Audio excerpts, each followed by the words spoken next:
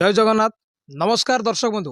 ओडिशा यात्रा हालचाल गोटे नुआ अध्याय को स्वागत जनाऊँ मु मंटू। दर्शक बंधु, आम सहित आज एमती जड़े अतिथि अच्छा जहाँ विषय जिते कहले भी कम हम, जहाँ उपर 200 परिवार निर्भर करे और सबु परे आखड़ाशाल जो यात्रा अनुष्ठान जो भाव में चर्चा चली तार संपूर्ण गुरु दायित्व नहीं कलाकार मान एकत्रित कर आम सहित सीधा सड़क अच्छा आज पर्दा पछर महानायक तथा मंचश्री महोदधीर मुख्य परिचालक रवि बाबू सीधा सड़क अच्छा पचारि बुझा सीधा सड़क कौन रही घात प्रतिघात सहित आज मंचश्री मैदान में गोटे निरा पतिहारा सहित स्वतंत्र परिचय सृष्टि कर सीधा सड़क सार को स्वागत करवा। सार जय जगन्नाथ।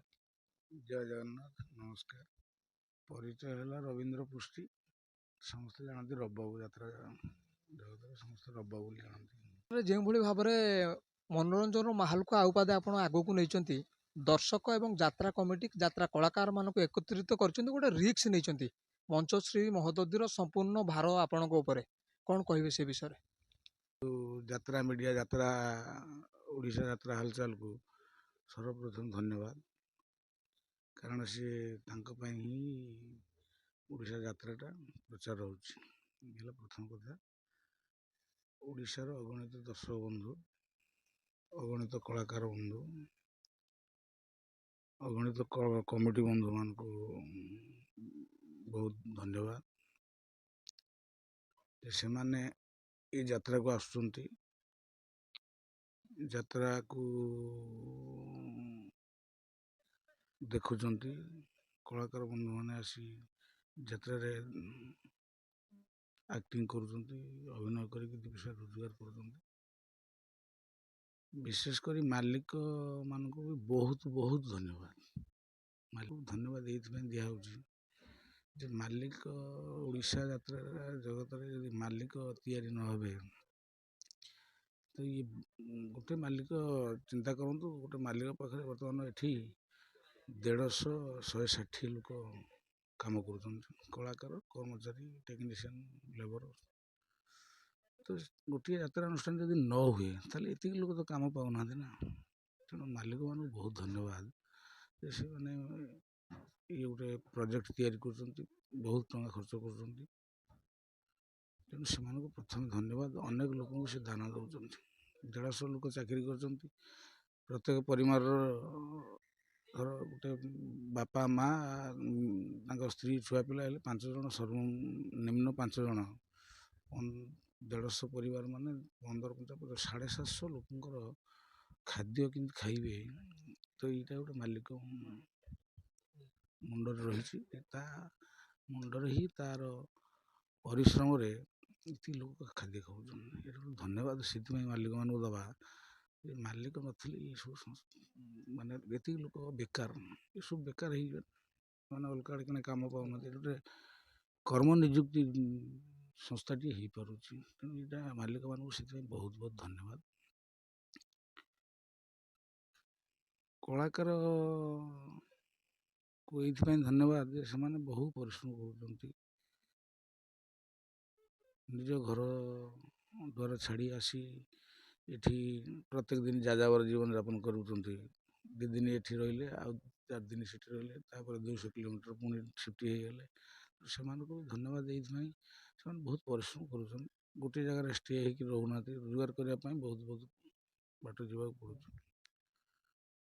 तेणु कलाकार मान बहुत धन्यवाद। बाकी रही जो टेक्नीशियन, लेबर, एमान को आहरी धन्यवाद। धन्यवाद देले भी सरबनी, कारण से जो मंच तलर लोक जो मैंने अच्छा टेंट, साउंड, लाइट, कर्मचारी जो लेबर जो उठाऊ मेटेरियाल जो ओजन बाक्स बहुत कष्ट कर मंच हो पार्टी। कलाकार मैंने आसिक अभिनय कर दर्शक आसिले जो पारिश्रम मिलूँ से पारिश्रम समस्त बांटी नौ। तेणु से बहुत बहुत धन्यवाद। प्रथम दर्शक बंधु सार कौन कहे पूर्वर अनेक सफलता साउंटी दर्शक यात्रा कमिटी मान सहित गोटे भल संपर्क अच्छी मझे किसी दिन अवसर नेला भली घरे रहीगले पुणी थे कौन रिक्स कौन नबार किसी कारण कौन रही रहस्य से कथा नुह कथा यात्रा ବର୍ତ୍ତମାନ ଭଲ ଅବସ୍ଥାରେ ନାହିଁ। ତାପରେ ଯାତ୍ରା ମାଲିକ ଅଧିକ ହେଇଗଲେ, କମିଟି ବି ଅଧିକ ହେଇଗଲେ। ଗୋଟେ କଥା ହେଲା, ସର୍ଭେ ହଇବେ ବେପାରୀ, ଲାଭ ନଥିବ କାହାରି, ବୁଝିଲେ କି? ଯାତ୍ରା ଗୋଟେ ଭଲ ବିଜନେସ୍। କଥାଟା ଯେଉଁ କହିଲେ ମୁଁ କହୁଛି, ବିଗତ ଦିନରେ ମୋର ଯାତ୍ରା ପାର୍ଟି ଥିଲା। ମୁଁ ଗୋଟେ 27 ବର୍ଷ ଏଜ୍ ଯେତେବେଳେ ମୋତେ ବ୍ୟାଚଲର ବେଳେ ମୁଁ ଗୋଟେ ଯାତ୍ରା ଅନୁଷ୍ଠାନ କରିଥିଲି, ପରମହଂସ ନାଁ ଥିଲା। ତାପରେ ଆଉ ଗୋଟେ ଯାତ୍ରା ଅନୁଷ୍ଠାନ କଲି, ତା ନାଁ ଥିଲା ଯାତ୍ରା ପ୍ରେମ ମନ୍ଦିର। ତାପରେ ପୁଣି ହେଲା ଅପେରା ଇନ୍ଦ୍ରଧନୁ। ଏ 3ଟା ପାର୍ଟି କରିଥିଲି। କମ୍ ସେ କମ୍ ସେତେବେଳେ କହୁଛି 5 କୋଟିରୁ 6 କୋଟି ଟଙ୍କା ମୋର ବର୍ବାଦ ହେଇଯାଇଛି। ବର୍ବାଦ ହେବାର କାରଣ, ଆକ୍ଚୁଆଲି ମୁଁ ବି ନୂଆ ଥିଲି, ମୋର ଅଲଗା ବିଜନେସ୍ ଥିଲା। ମୁଁ ସେଥିରେ ଧୀରେ ଧୀରେ ଯାତ୍ରାକୁ ପଶି ଆସିଲି। ମୁଁ ଭାବିଥିଲି ଯାତ୍ରା ଗୋଟେ ଭଲ, ଆକ୍ଚୁଆଲି ଯାତ୍ରା ଗୋଟେ ଭଲ ବିଜନେସ୍, କିନ୍ତୁ ତାକୁ କିଛି ଲୋକ ଖରାପ କରିଦେଉଛନ୍ତି। କିଛି ମାଲିକ ଅଛନ୍ତି, କିଛି କଳାକାରଙ୍କୁ ଏ ପାର୍ଟିରେ ଅଛି, ସେ ପାର୍ଟିରେ ଅଛି, ସେ ପାର୍ଟିରେ ଅଛି, ତାକୁ ଦରମା ବଢ଼େଇକି ନେଇ ଆସୁଛନ୍ତି। ଆ ଦ୍ୱାରା କ୍ଷତି ଗୋଟେ ହେଲା। କିଛି କଳାକାର ଅଛନ୍ତି, ଇଏ ପାର୍ଟିରୁ ପଇସା ନେଇକି ଆର ପାର୍ଟିରେ, ଆର ପାର୍ଟିରୁ ପଇସା ନେଇକି ଆର ପାର୍ଟିରେ, ଆର ପାର୍ଟିରୁ ଟଙ୍କା ନେଇକି ଆର ପାର୍ଟିରେ। ଏଇ ଯେଉଁ ସିଷ୍ଟମ୍ ଦ୍ୱାରା ଯାତ୍ରାଟା ଧୀରେ ଧୀରେ କ୍ଷତିଗ୍ରସ୍ତ ହେଇଗଲା। ତାର କାରଣ ଗୋଟେ ସାମଞ୍ଜସ୍ୟତା ରହୁନାହିଁ ଯାତ୍ରା ଇଣ୍ଡଷ୍ଟ୍ରିରେ। ଆର କାରଣଦାର ମେ ବି ଯିଏ ବି ହେଇପାରୁ, ମାନେ ଏଥିରେ ଦୋଷ ମାଲିକମାନଙ୍କର ବି ଅଛି, କଳାକାରମାନଙ୍କର ବି ଅଛି। ସେଇଥିପାଇଁ ମୋର ଯେତେବେଳେ ସଂସ୍ଥାଟା ଏଇଥିପାଇଁ ଲସ୍ ହେଲା, ମୁଁ ବୁଝିନଥିଲି ଯାତ୍ରା ଗୋଟେ କ'ଣ, ଯାତ୍ରା ଗୋଟେ ଭଲ ବିଜନେସ୍। ଏତେ ଲୋକ ଆସିବେ, ସମସ୍ତେ ପରିଶ୍ରମ କରିବେ, ଗୋଟେ କମିଟିରେ କଲ୍ ହେଇଯିବ, ଏତେ ପଇସା ଆସିଯିବ, ଏ କଥା ଭାବିକି କରାହେଇଥିଲା। କିନ୍ତୁ ତାହା ଠିକ୍, କିନ୍ତୁ ତାକୁ ମ୍ୟାନେଜମେଣ୍ଟ ସିଷ୍ଟମ୍ଟା, ଯାତ୍ରାର ଗୋଟେ ମ୍ୟାନେଜମେଣ୍ଟ ଯେଉଁ ସିଷ୍ଟମ୍ଟା ଅଛି, ସେ ସିଷ୍ଟମ୍ଟା ଏତେ ରଙ୍ଗ ଅଛି, ସେଥିପାଇଁ ଲସ୍ ହେଉଛି। ନା, ଯାତ୍ରା ଗୋଟେ ପ୍ରଫିଟେବଲ୍ ବେପାର। ଏତେ ଲୋକ ଯେ କାମ କରନ୍ତି, କିଛି ଅସୁବିଧା ନାହିଁ।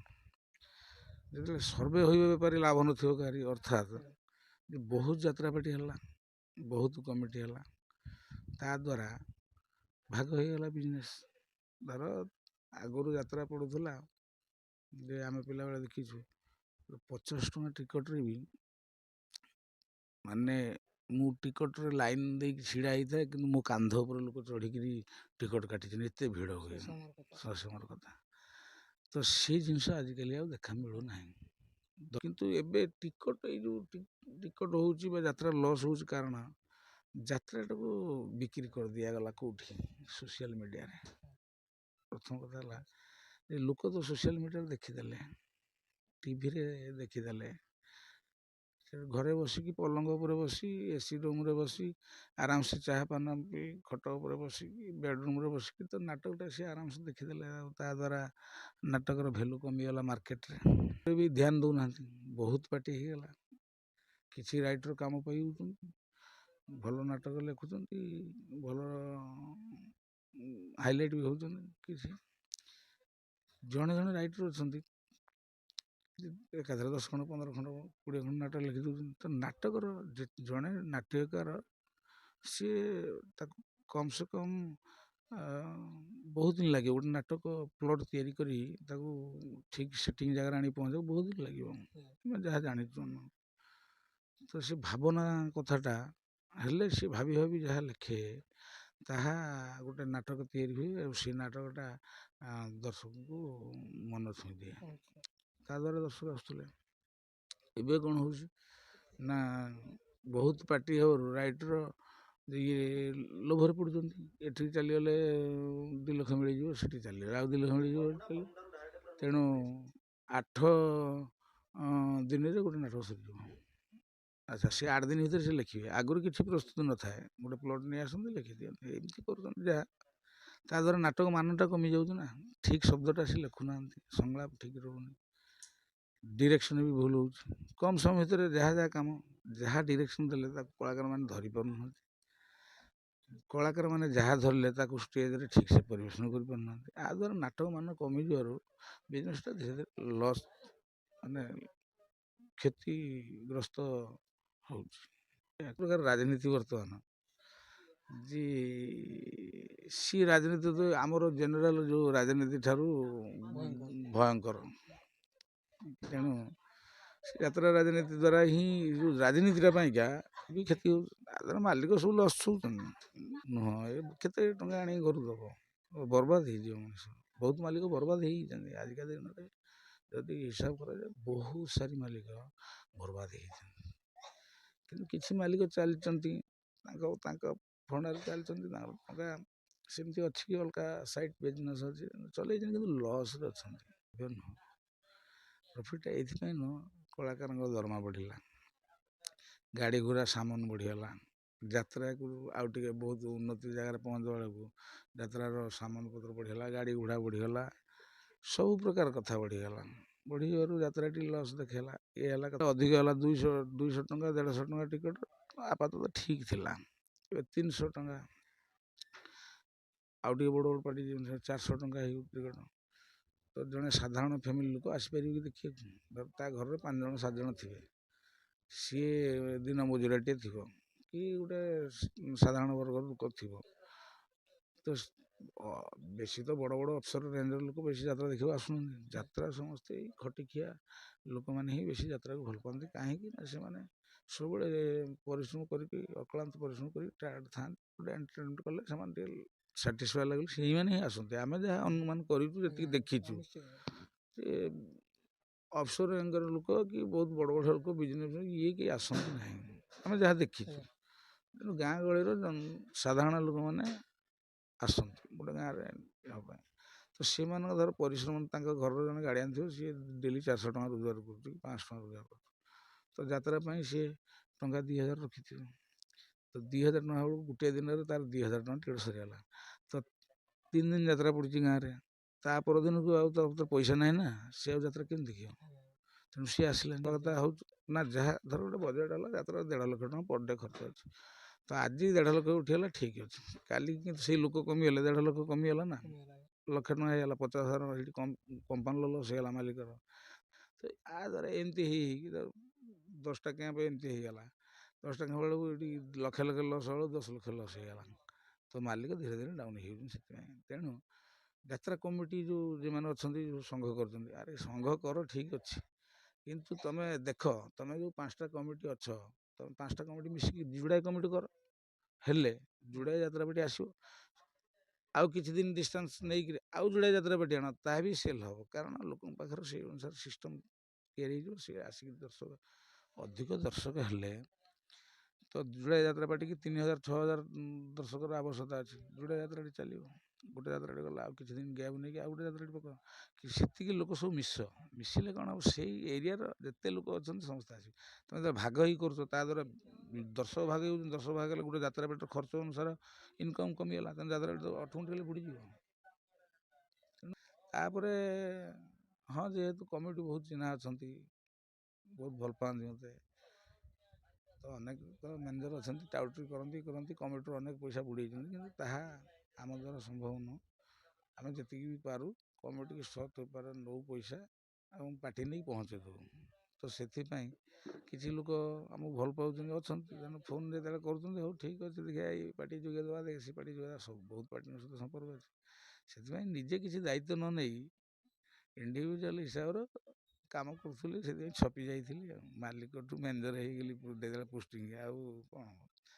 ତେଣୁ ତାପରେ ପରିଚାଳନା ଦାୟିତ୍ୱ କରିବାଟା ଆଦୌ ସହଜ କଥା ନୁହଁ, ବହୁ କଷ୍ଟ ଅଛି।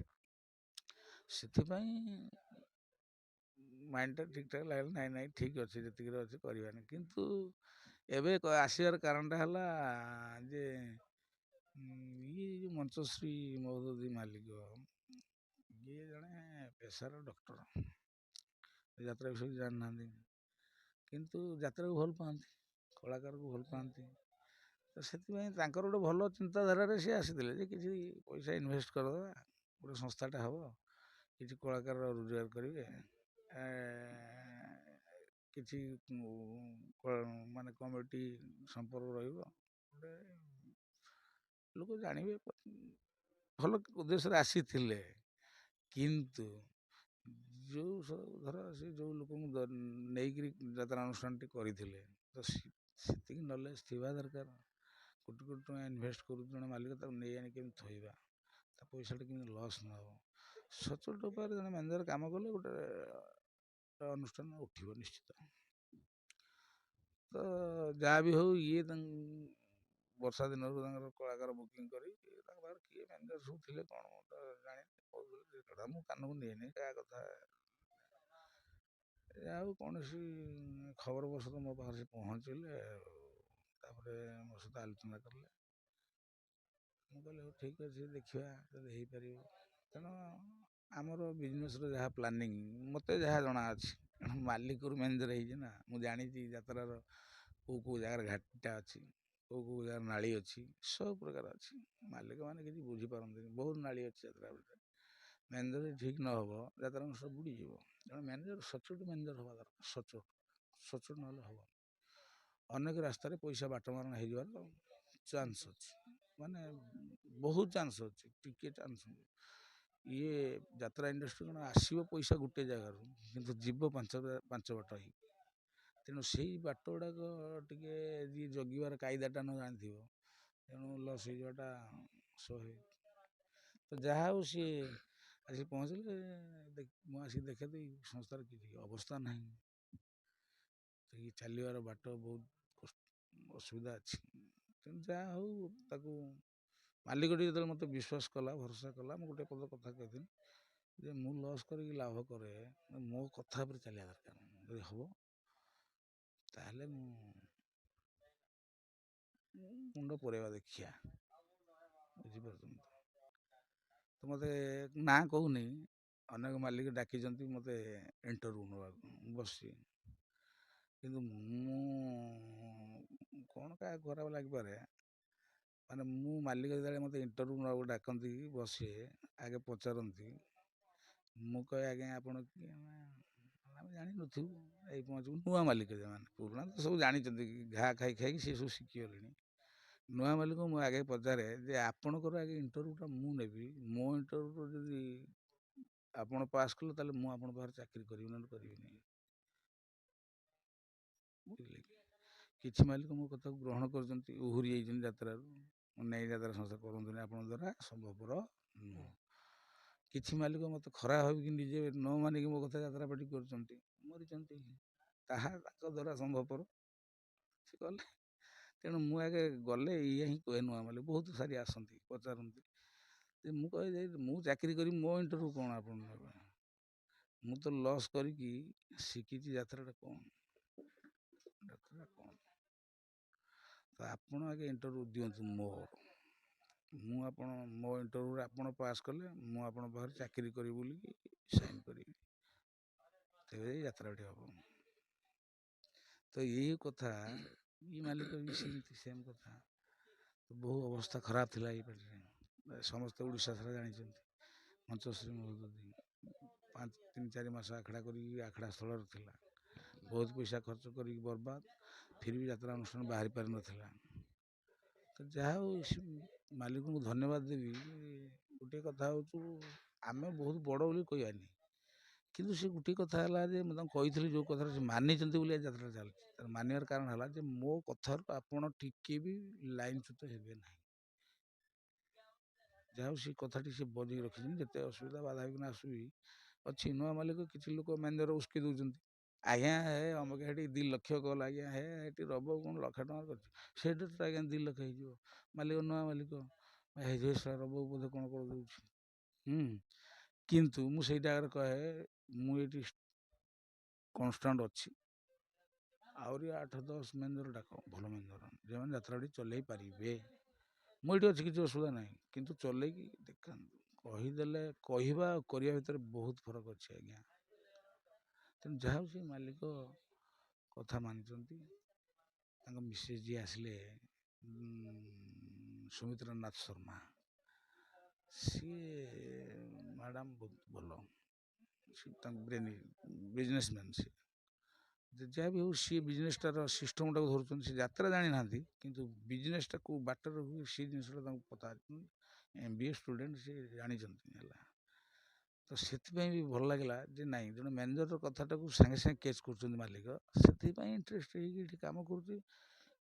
ଫିର ବି ବସିଥିବା ପାଟେ ତ ଉଠିଛି ଆପଣମାନେ ଦେଖୁଛନ୍ତି ଆଉ ଧୀରେ ଧୀରେ ଆପଣ ଆସିଥିଲେ ଦେଖିଥିଲେ କ'ଣ ଥିଲା ଏବେ ତ ଦେଖିଲେ ସେ କେତେଟା 10ଟା କି 12ଟା କ୍ୟାମ୍ପ ଭିତରେ ଡେଭଲପଟା ଜାଣିଥିବେ ଆପଣ ଆପଣ ତ ଦେଖୁଥିବେ ନା ଆଉ କିଏ ଦେଖୁନଥିବେ ଓଡ଼ିଶା ଦର୍ଶକ ବୁଝୁଛନ୍ତି କମିଟି ମାନେ ଜାଣିଛନ୍ତି ଯେ ଯେଉଁ କମିଟି ଧର ଫାର୍ଷ୍ଟ କ୍ୟାମ୍ପରେ ଯାଇକି କଲ୍ କରିକି ଆସିଥିଲେ ଆଜିକା ଦିନ ଦେଖିବାକୁ ତାର ଫଣ୍ଡା ଚେଞ୍ଜ ହେଇଛି ସିଏ ବି କହୁଛି ନାଇଁ ଆଜ୍ଞା ଠିକ୍ ଅଛି ହେଲା କଥା ତେଣୁ ଚଲେଇବାର ଗୋଟେ କାଇଦା କଟକଣା ଅଛି ତ ସେଇଟା ତ ସମସ୍ତଙ୍କୁ କହିହେବନି ଯେ ଯାହା କାଇଦାରେ ଯେ ଯାତ୍ରାପାଟି ଯେମାନେ ଚଲେଇବେ ତେଣୁ ଆମେ ଗୋଟେ କାଇଦା ଜାଣିଛୁ ସେଇ କାଇଦାରେ ଚାଲିଛି ଆଉ ମଞ୍ଚଶ୍ରୀ ମହୋଦଧିକୁ ଗୁରୁତ୍ୱପୂର୍ଣ୍ଣ କଥା ଦର୍ଶକ ବନ୍ଧୁ ସବୁ ପରେ ଲଗାତାର ଭାବରେ ଆପଣମାନେ ଦେଖୁଥିବେ ନାଟକ visual record dance visual melody visual record dance ପାଖରୁ ଆରମ୍ଭ କରି ରଙ୍ଗାରଙ୍ଗ କାର୍ଯ୍ୟକ୍ରମ ନାଟକ ପର୍ଯ୍ୟନ୍ତ ସମ୍ପୂର୍ଣ୍ଣ ଭାବରେ କିଛି ନା ପରିବର୍ତ୍ତନ ହେଇଛି ଆପଣମାନେ ମଧ୍ୟ କମେଣ୍ଟ ମାଧ୍ୟମରେ ଦେଇଥିଲେ ଜଣେଇଥିଲେ ମତାମତ ରଖିଥିଲେ ଚାଲିଛି ବିଶେଷ କରି ନୂଆ ପାର୍ଟି ସବୁ ଜିନିଷକୁ ବାଲାନ୍ସ କରିକି ଯାଉଛି ସବୁଗୁଡ଼ା ଧରି ପକେଇଲେ ପାର୍ଟିଟି ଷ୍ଟେ ହେଇଯିବ ତେଣୁ ଇଏ ମାନେ ଗୋଟେ ଅଭାବୀ ସଂସ୍ଥାଟାକୁ ମ୍ୟାନେଜ୍ କରିବା ଛୋଟିଆ କଥା ନୁହଁ ମାଷ୍ଟରମାନେ ଯାହା ଶିଖେଇଛନ୍ତି କଳାକାରମାନେ ଯେତିକି ଯାହା ଅଛନ୍ତି ଭଲ କଳାକାର ଅଛନ୍ତି ସେ ଯେତିକି ନେଉଛନ୍ତି ଠିକ୍ଠାକ୍ ନେଇଛି ତେଣୁ ଆକ୍ଚୁଆଲି ନାଟକକୁ ମୁଁ ଭାରି ଭଲ ପାଏ ନାଟକ ଧରିବାର ନାଟକର ମାନେ ଲଜିକ୍ ଧରିବା ପାଇଁ ଏସବୁ ଠିକ୍ ମାନେ କିଛି ଅସୁବିଧା ନାହିଁ ଆମ ପାଖରେ କିନ୍ତୁ ସବୁ ଜିନିଷକୁ ଟାଇଟ୍ କରିଦେଲେ ଅସୁବିଧା ଅଛି ତ ସେଥିପାଇଁ ଚାଲିଛି ଆଉ ନାଟକ ମୋଟାମୋଟି ଠିକ୍ ଚାଲିଛି ମଞ୍ଚଶ୍ରୀ ମହୋଦଧି ଦେଖନ୍ତୁ ପସନ୍ଦ ଯଦି ହେଉଛି ବୁକିଂ କରନ୍ତୁ ପସନ୍ଦ ନହେଲେ କରନ୍ତୁନି କିଛି ଅସୁବିଧା ନାହିଁ କିନ୍ତୁ ନୋ ଡାଉଟ୍ ପସନ୍ଦ ହେବ କାରଣ ମୁଁ ଯାହା ବି ଯେତିକି ପ୍ରସ୍ତୁତି ତିଆରି କରେଇଛି କମିଟି ପାଇଁ ଖୋରାକ ଭଲ ଯୋଗାଇବ କିଛି ଅସୁବିଧା ନାହିଁ ତେଣୁ ଆସନ୍ତୁ ବୁକିଂ କରନ୍ତୁ ଧନ୍ୟବାଦ ଜଣାଇବୁ ଦର୍ଶକ ବନ୍ଧୁ ଆମ ସହିତ ଆଜି ଥିଲେ ଯାତ୍ରା ଜଗତର ପର୍ଦା ପଛର ମହାନାୟକ କହିଲେ ଅତ୍ୟୁକ୍ତି ହେବେ ନାହିଁ ମଞ୍ଚଶ୍ରୀ ମହୋଦଧିର ମୁଖ୍ୟ ପରିଚାଳକ ରବି ପୃଷ୍ଟି ଓରଫ ସିଧାସଳଖ ପ୍ରତିକ୍ରିୟା ରଖିଲେ ଆମେ ମଧ୍ୟ ଜଗନ୍ନାଥଙ୍କ ନିକଟରେ ପ୍ରାର୍ଥନା କରିବୁ ମଞ୍ଚଶ୍ରୀ ମହୋଦଧି ଏମିତି ଆଗକୁ ଯାଉ ରବି ବାବୁଙ୍କର ଯେଉଁ ଲକ୍ଷ୍ୟ ଅଛି ଲକ୍ଷ୍ୟ ସ୍ଥଳରେ ପହଞ୍ଚନ୍ତୁ ଦର୍ଶକ ବନ୍ଧୁ ଆପଣମାନଙ୍କୁ ମଧ୍ୟ ଓଡ଼ିଶା ଯାତ୍ରା ହାଲଚାଲ ମାଧ୍ୟମରେ ଅନୁରୋଧ କରିବୁ ଥରଟେ ହେଉନା କାହିଁକି ମଞ୍ଚଶ୍ରୀ ମହୋଦଧି ମଞ୍ଚ ନିକଟକୁ ଆସନ୍ତୁ ନାଟକ ଦେଖନ୍ତୁ ରଙ୍ଗାରଙ୍ଗ କାର୍ଯ୍ୟକ୍ରମ ଦେଖନ୍ତୁ ଏବଂ ପ୍ରତିକ୍ରିୟା ରଖନ୍ତୁ ସମୟ ତ ଠାର ଦେଲାଣି ଅନୁସନ୍ଧାନ କରନ୍ତୁ କେବେ କେଉଁଦିନ ପୁଣି ଥରେ ଖୋଲା ମଞ୍ଚରେ ଆମ ସହିତ ରହିବେ ଆମ ଅତିଥି ହଟ୍ ସିଟ୍ରେ ଜଲିଉଡ଼ର ମୁଖ୍ୟ ପରିଚାଳକ ରବି ପୃଷ୍ଟି ଆଜି ପାଇଁ ରହିଲୁ ଜୟ ଜଗନ୍ନାଥ।